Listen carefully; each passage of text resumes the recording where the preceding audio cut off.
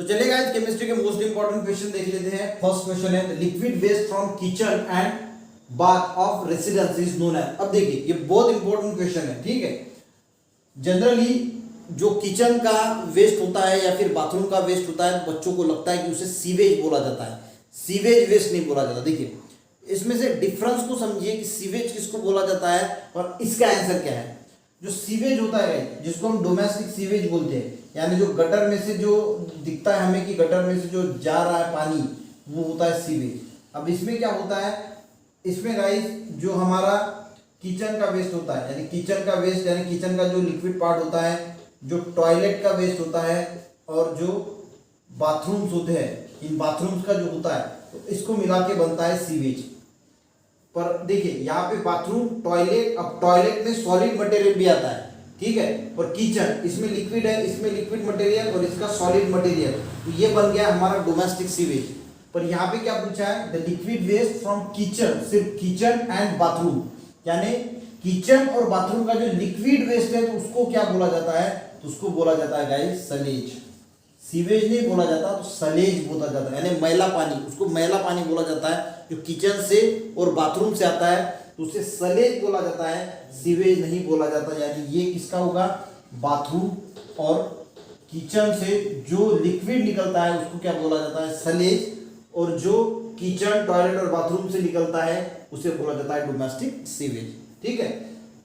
Next question देखते हैं, which of the following metal form an amalgam with other metal. देखिए amalgam क्या है, तो अमलगम एक मिक्सचर है, मिक्सचर है, एक मेटल उसमें कॉमन रहता है और दूसरा बदलता है, यानी उसमें कॉमन कौन रहता है, तो मर्क्यूरी, मर्क्यूरी कॉमन रहता है। तो मर्क्यूरी के साथ अगर दूसरा कोई मेटल अगर कंबाइन होता है तो उससे जो बनता है उसको बोला जाता है अमलगम, यानी मर्क्यूरी कॉमन होता है। जैसे Ag सिल्वर और मर्क्यूरी जो होता है हमारा, तो उससे क्या बनेगा, Hg, सॉरी, ठीक है। तो सिल्वर और मर्क्यूरी, इससे क्या बनेगा, इससे जो अमलगम बनता है वो डेंटिस्ट यूज करते हैं, जो दांतों में जो फर्श वगैरह होती है वो फिल करने के लिए, तो वो हो गया अमलगम। यानी एक अदर मेटल प्लस मर्क्यूरी, तो इसका क्या बनेगा, इसका बनेगा अमलगम, ठीक है। समझ में आ गया, तो अमलगम किस मेटल से बनता है, तो मर्क्यूरी से बनता है। नेक्स्ट क्वेश्चन देखते हैं, the isotope used for the production of atomic energy.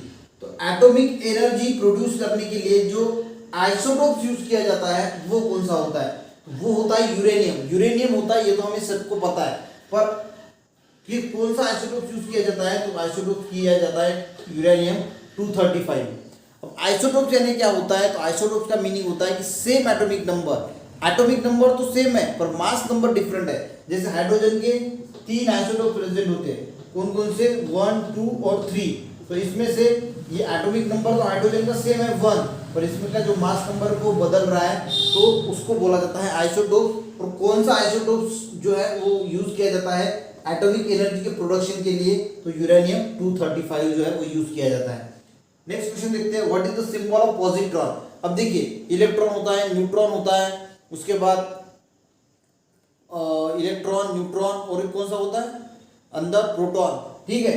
तो एक होता है पॉजिट्रॉन। तो पॉजिट्रॉन क्या, एक मैं सेपरेट वीडियो बनाऊंगा, बहुत इंटरेस्टिंग टॉपिक है। बहुत सारे बच्चों को पॉजिट्रॉन क्या है ये पता नहीं होता है, इसका सिंबल क्या होता है। इसको गाइस हम E+ लिखते हैं या फिर B, यानी ऐसा B निकालते हैं, उस पर प्लस साइन देते हैं, ये इसका सिंबल है।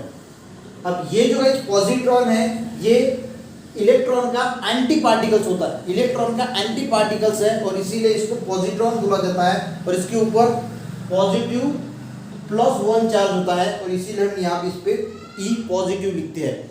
तो ये पॉजिट्रॉन का मैं पॉजिट्रॉन का स्पेशल वीडियो बनाऊंगा ताकि आपको पॉजिट्रॉन अच्छी तरीके से समझ में आ जाए।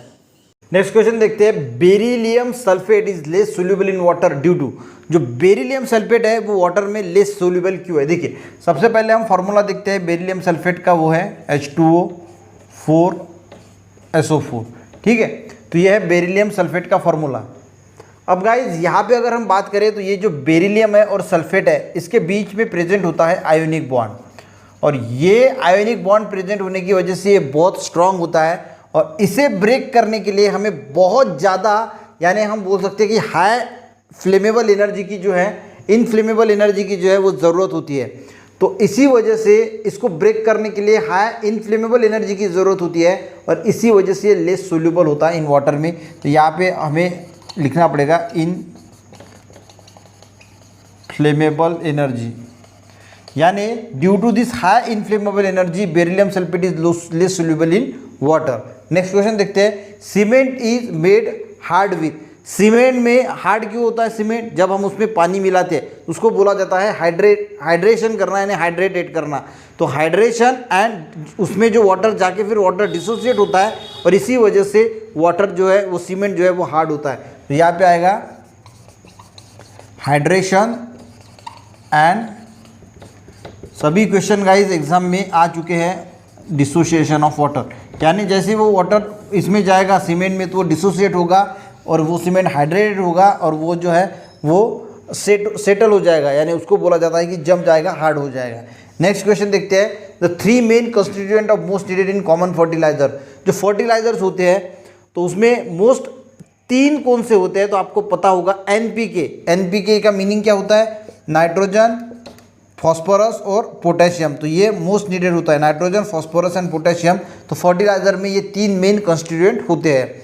नेक्स्ट क्वेश्चन देखते हैं, the gas use for artificial food ripening. जो फल होते हैं उसको पकाने के लिए आर्टिफिशियली, वैसे तो फल पकने के लिए हफ्ता लग जाता है, 10 दिन लग जाता है, पर 2 दिन में 1 दिन में जो है वो फल पकते हैं। तो वो पकाने के लिए उसमें कौन सा गैस यूज़ किया जाता है? तो वो क्यों किया जाता है? इथिलीन। इथिलीन का यूज़ करके जो है वो फ्रूट जो है वो जल्दी पकाए जाते हैं आर्टिफिशियली।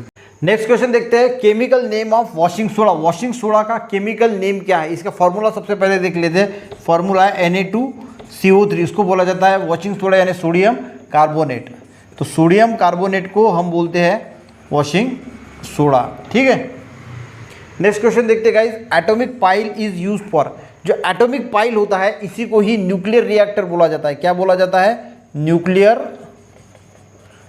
रिएक्टर बोला जाता है। और न्यूक्लियर रिएक्टर के अंदर कौन सी रिएक्शन होती है? न्यूक्लियर फिजन रिएक्शन होती है। तो कंडक्टिंग न्यूक्लियर फिजन। तो atomic pile use for conducting a nuclear fission reaction, ठीक है। नेक्स्ट क्वेश्चन देखते हैं, which gas present under pressure in soft drink. जो सॉफ्ट ड्रिंक्स होते हैं, कोका कोला हो गया, पेप्सी हो गया या कोई भी सॉफ्ट ड्रिंक हो गया जो हम पीते हैं, तो उसमें कौन सी गैस अंडर प्रेशर फिल की होती है? तो उसमें होती है CO2 यानी कार्बन डाइऑक्साइड, ठीक है। नेक्स्ट क्वेश्चन देखते हैं, the substance which does not expand on going liquid state to solid state. देखिए जनरली क्या होता है, अगर कोई भी चीज़ लिक्विड स्टेट से सॉलिड स्टेट में जाती है तो एक्सपांड होती है, पर ऐसी कौन सी चीज़ है जो लिक्विड स्टेट से सॉलिड स्टेट जाती है तो एक्सपांड नहीं होती? तो उसको बोला जाता है गाइज टाइप मेटल। अब टाइप मेटल क्या है? तो टाइप मेटल जो है वो अलॉय भी हो सकते हैं किसी प्रकार के मेटल के जो प्रिंटिंग के लिए यूज़ की जाती है। ऐसे मेटल प्रिंटिंग के लिए यूज़ की जाती है। जो इंक होती है, देखिए हमारे बुक छप के आते हैं तो वो लिक्विड फॉर्म में होती है। जो इंक होती है वो लिक्विड फॉर्म में होती है। जैसे ही वो प्रिंट होती है तो वो एक्सपांड नहीं होती। अगर एक्सपांड हो जाती तो अक्षर ऐसा फूल जाता यानी ऐसा एक्सपांड हो जाता। तो हमें एक अगर वर्ड है तो वो पूरा एक्सपांड हो जाता। पर जो लिक्विड स्टेट में होती है इंक, तो जो लिक्विड स्टेट में इंक है वो वैसी की वैसी होती है। वो थोड़ी देर के बाद वो सॉलिड स्टेट में जाती है, यानी जम जाने के बाद सॉलिड स्टेट में चली जाती है। पर सॉलिड स्टेट में जाने के बाद वो एक्सपांड नहीं होती, तो उसको बोला जाता है टाइप मेटल। याद रखना। तो ऐसा कौन सा सब्सटेंस है which does not expand on liquid state to solid state? तो उसको बोला जाता है टाइप मेटल। इसमें लीड आता है, प्लैटिनम सॉरी एक लीड है जो यूज़ किया जाता है। उसके बाद मुझे याद नहीं आ रहा है अभी, एंटीमनी है शायद। तो उसको टाइप मेटल जो है वो बोला जाता है। अब इतना ही ध्यान रखना कि ऐसा कौन सा सब्सटेंस है which does not expand on liquid state solid state, उसको बोला जाता है टाइप मेटल। तो यहाँ पे गाइस हमने मोस्ट इंपॉर्टेंट 12 क्वेश्चन जो है वो कर लिए हैं। मिलते हैं नेक्स्ट वीडियो में, तब तक के लिए जय हिंद।